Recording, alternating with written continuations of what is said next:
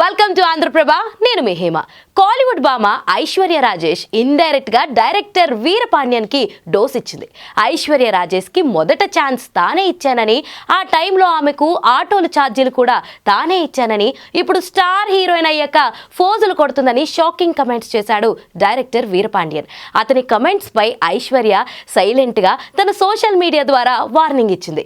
పేరు ప్రస్తావించకుండానే కొందరు ఒకవైపే విని మాట్లాడుతుంటారు. అసలు విషయాలు తెలుసుకోకుండా ఒక నిర్ణయానికి వచ్చేస్తారు. అలాంటి వారు జీవితంలో బంధాలను చెడగొట్టే ప్రయత్నం చేస్తున్నారు.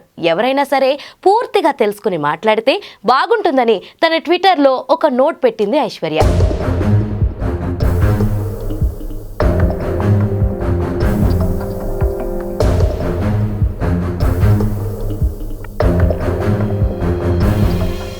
థర్డ్ ఆఫ్ ది డే అంటూ ఐశ్వర్య పెట్టిన ఈ కమెంట్స్ ఆమె డైరెక్టర్ వీరపాండ్యన్ని ఉద్దేశించి పెట్టిందని అంటున్నారు.